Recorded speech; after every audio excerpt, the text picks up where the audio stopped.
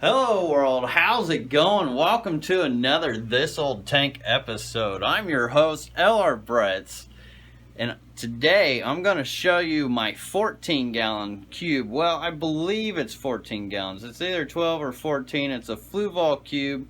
I got it for free from an aquascaping contest done at the Aquatic Experience in 2016. And now I'm going to show you what it looks like today. So here's the tank in full view. What I got going on in here are some Hutoroid Crypt. It's getting a really nice coloration on it. I love it when the leaves get bullated like that. And what that means is when the leaves get all those dimples, it's called bullation, or well, bullated. I don't know if bullation's a word. Sounded good though. And over here in this corner, we got some Windelove Java Fern. It gets kind of funky. You can see one of the leaves right there where it kind of gets real leafy looking. And it's also got some shrimp in here. That one looks pretty dark. Looks like a blue red Riley back there. That one's more towards a wild, but kind of purple coloration. Oh, there's quite a bit on the rock there. Definitely some old growth algae on the rock. And this is actually holding some fry that I've been picking out of this tank over here. The light's off right now, but I was clearing out some guppy females. So there's a whole hodgepodge of fish in here.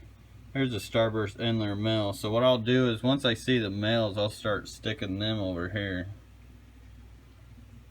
And just kind of let them breed out. And then eventually I'll rotate the females and all that stuff.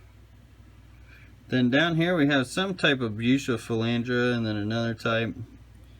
Don't ask me the names. I have no idea what the names are. It's kind of a dirty tank. I leave the sides dirty and the back dirty.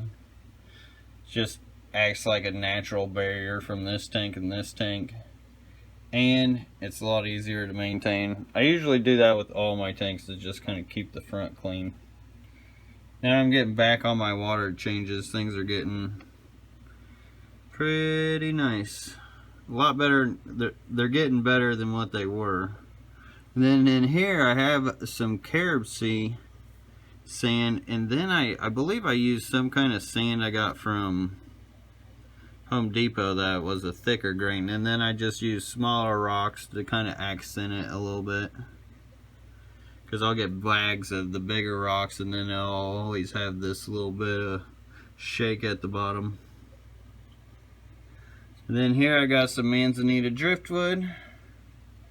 And as far as filtration, I don't even run an air stone. I have the line in there, but I don't even run it. I probably need to just take that line out just for aesthetics. Probably just look better. There we go, might as well. It's not even running. And I'll just hang that to the side in case I ever want to change it. There, how's that look? Not too bad. Oh, and then I got some reishi at the top. And if you're wondering what the stainless steel mesh is, it's where I've got the tank plumbed into the house line so I can just do a quick water change. But y'all have more of that once I do my water change video. And there's the sticker. Comes on the tank.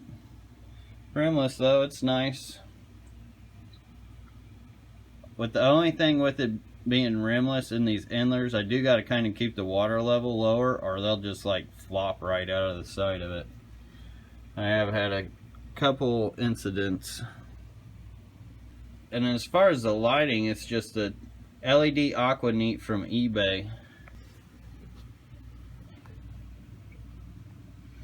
Always love the top view. There you can see the reishi better. They're definitely hungry. Might as well feed them.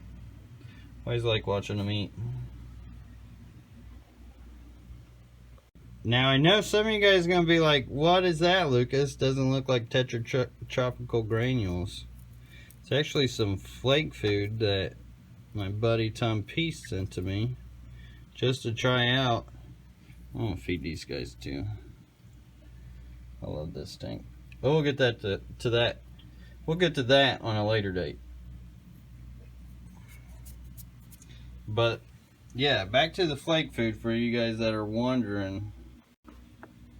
This is what I'm using. It's not a plug, but a lot of you guys know that Tetracolor is what I use for everything. But I've learned that it's a good mix-up diet for these endlers and guppies. Like the rest of the shrimp and my rainbow fish and stuff, they don't really care for it as much. But the endlers and guppies, and it gives them all something to munch on. I feel like they all get a little something that way too. What? The shrimp is out of the water on top of the Risha. Probably trying to keep away from them endlers. Alright, so there you have it for this week's This Old Tank. If you guys haven't hit the subscribe button, please do that already. Help a brother out. And go ahead and hit that notification bell. That way you can get my newest updates. You never know what's going to happen or what I'm going to come out with a video of, because there's so much content I could do with all these tanks, it's ridiculous. And I've been thinking, since I have a bunch of tanks to do This Old Tank episodes, I may go ahead and do them every Thursday and just kind of make it a Thursday thing to do This Old Tank. And until the next video,